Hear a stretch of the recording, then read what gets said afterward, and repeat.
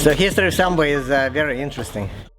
In 1974, Boris Brezhnev began training Sambo, a Russian art of unarmed combat, in Kiev, Ukraine, at Dynamo Sports Center. By studying the martial arts as an aspect of culture, we can view a society through a new lens. Who a society teaches martial arts to, why they teach martial arts, how they teach martial arts, who is excluded from learning them. All of these are important questions which teach us much about the day-to-day lives of average citizens. People would practice Sambo and Judo because Judo was a Japanese sport, so Russian government didn't want that we would practice anything foreigner. So they didn't want us to practice Jiu-Jitsu, so they would practice Sambo.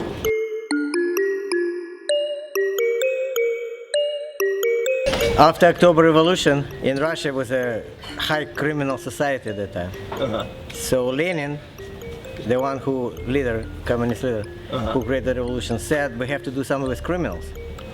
And because society was separated, one part was a criminal, another part were communists, they sent him to Siberia. Siberia was close to Japan and China. So some people who landed in Siberia, so they started to learn Japanese style of wrestling. That was Jiu-Jitsu, Japanese and Chinese Jiu-Jitsu. And was element of Kung Fu at that time, but they didn't call it Kung Fu because came it later with Bruce Lee.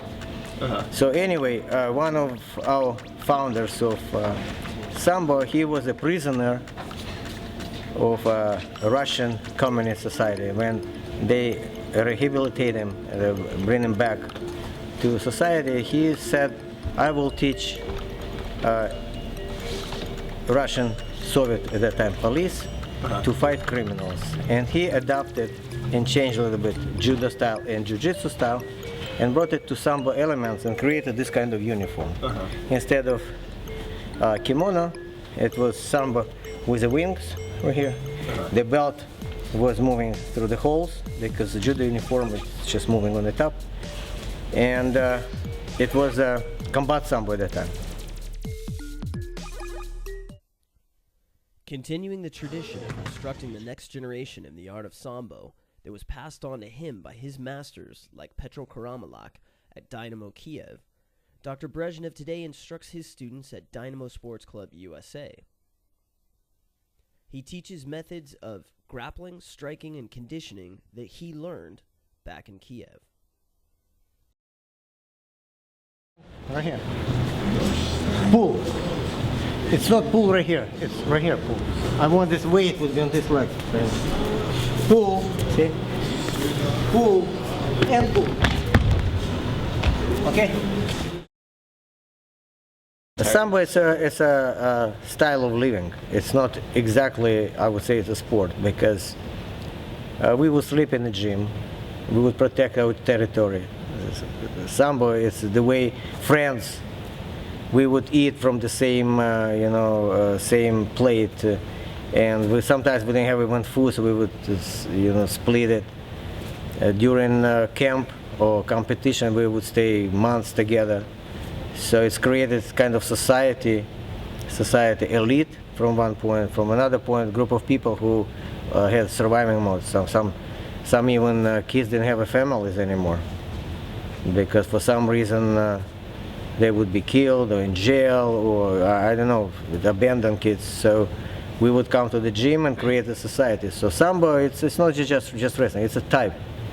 Kind of you become confident, you teach kids respect, because Judo is always kind of respect, it's quiet. Sambo is not as quiet as Judo, but I think we respect a little bit even more than Judo, because I respect Judo. I have 7th degree in Judo, black belt, and all my life I wrestle even now. But still, I believe that Sambo society is kind of more close because they fight for each other. They stay very close since young age, and you can see in our gym even, it's kind of we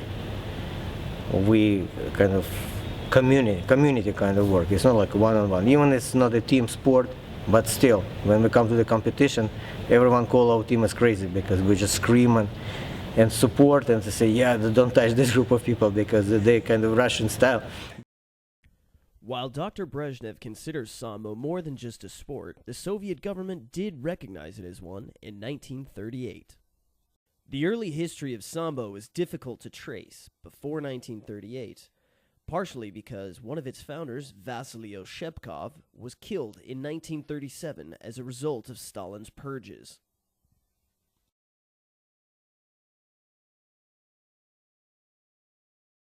Sambo is differentiated from Judo by small differences in its grappling techniques, the addition of striking in combat Sambo competitions, and also by the uniform its competitors wear. Here's a Judo uniform. Here's some. Okay, so let's say the difference between Sambo and Judo uniform is, first of all, Judo uniform, Judo gi, we don't have any holes right here. When Sambo uniform, we have a holes right here. So the belt, when you tie the belt stay right here all the time. Judo belt, I put around my back. Uniform, we have about 20 centimeters move to the right side and 20 centimeters to the left side. So this is how it works. Sambo is straight. Now, Sambo we have wings. So when we wrestle, we can hold the wings right here. Next, Sambo we have a shorts. That's real World Championship shorts, World Championship style. It says Sambo, and it's open. It's a little bit shorter than Judo kimono. Next, we have Sambo shoes. I also have Sambo shoes right now because I practice on mat which is more suitable for wrestling and Sambo, because Judo we have tatami, and Judo we wrestle with a bare feet. Sambo we have shoes. So that's what it is. Next time I will bring Sambo combat uniform. In addition to Sambo uniform that we have right now, we also have a headgear, we have mouthpiece, we have UFC gloves with the open fingers, we have shin guards, and shin guards should cover also this part that we would not damage. This is how it works. And we have protection for the groin. That's a Sambo. Now, the length of the Sambo and Judo uniform should reach Sambo up to here. So here is a little bit longer. And Judo, new rules that should cover up to here. So that's a Judo. So if that would be shorter right here, I will be penalized and got kansokumake, which is disqualification for the match. So that we talk about Sambo. What's the Russian word for the jacket? Sambo kurtka. So jacket means kurtka. Shoes борцовки. When they say борец in Russian means wrestler. So this is борцовки. We call it Sambo shoes, but it's борцовки. This is Sambo kurtka. In English we call it belt. In Russian we call it пояс. In Russia we have only two colors, red and Eric. Come here. Eric has a blue. So that's a blue uniform, that's a red uniform. When they wrestle, one of them has a blue corner, another have a red corner. And only two color of the belts we have. Judo, we have colors related to your grade, starting from white, yellow, green, white, yellow, orange, three different levels of brown belt, and we come to the black belt. Black belt we have 10 different levels. In Judo I have a 7-degree black belt. In Sambo we have different, we call it разряд. So level means разряд.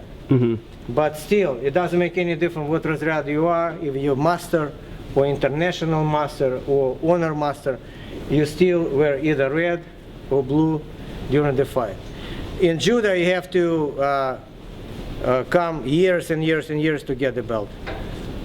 going up with the ranking. In Sambo, you win, you get immediately. So you won the competition, let's say World Championship, you got master, even you came from another wrestler.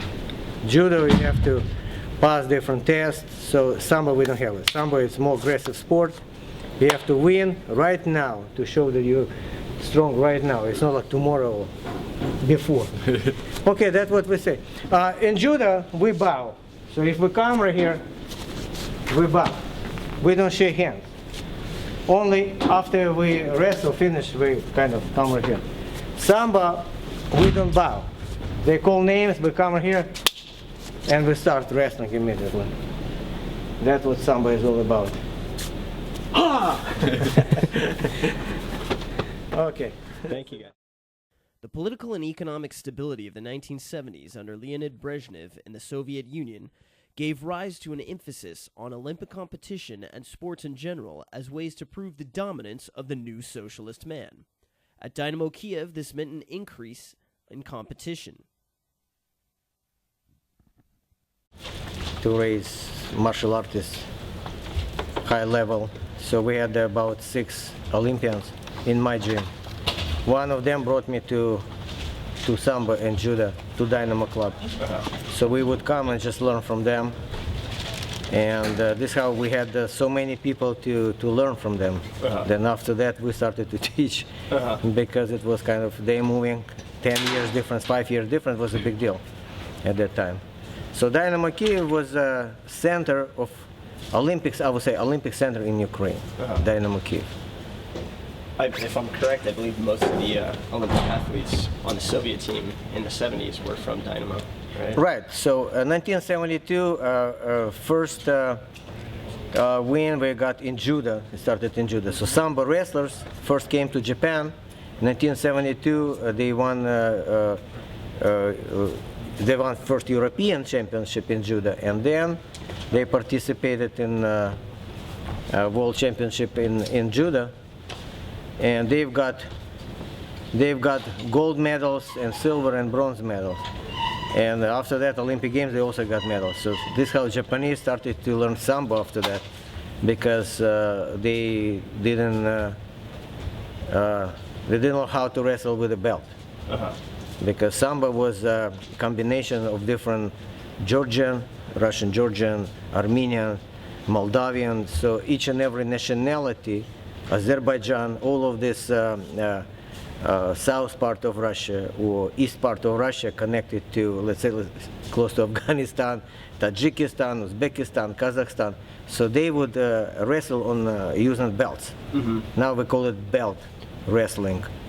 So this is how part of this wrestling belting technique came from them to Sambo, from Sambo to Judo.